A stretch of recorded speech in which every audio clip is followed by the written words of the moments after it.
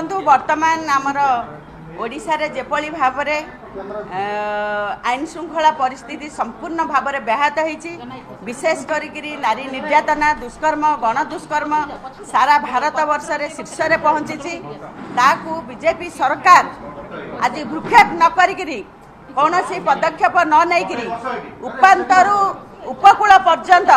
जो भली भाव में प्रत्येक जिले में प्रत्येक दिन जो भली भाव में घटना घटी चली समस्त ओडिशा रे आज जनसाधारण 4.5 कोटी जनसाधारण संपूर्ण भाव में व्यथित अच्छा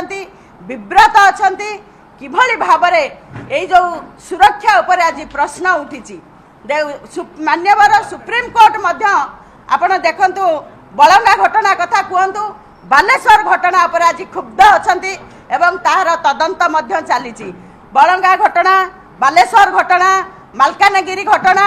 एवं आमर जगतसिंहपुर घटना भाया यही सारा ओडिशा रे जो जघन्य घटना मान महिला मानक प्रति शिशु मानक प्रति युवती मानक प्रति झील मानक प्रति जो भली भाव में घटी चली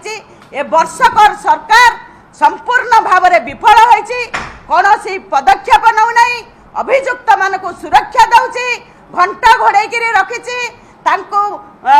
ठीक समय रे उचित पदक्षेप नौ नहीं किंतु बड़ दुखर कथा जो घटना को लेकिरी कांग्रेस दल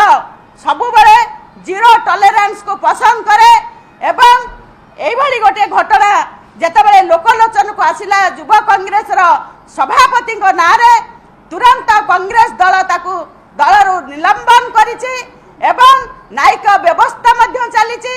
परवर्ती समय रे तुरंत ताकू मध्य बीजेपी सरकार अरेस्ट करिछि विदिन नो टाइम्स रे संगे संगे एफआईआर दियाला संगे संगे घंटा 2 घंटा भीतर अरेस्ट करी जदि अन्य क्षेत्र रे एई भली भाव रे एक्शन नउतांदा ताहाले मु भाबुछि आज ओडिसा रे एई भली अराजकता देखा जांत नहीं बीजेपी दल आज विकल रे ताटिया कामुडुछि आज खाइबा को पाउ नाही तेणु एणु तेणु भाव रे जो भली भाव रे से आज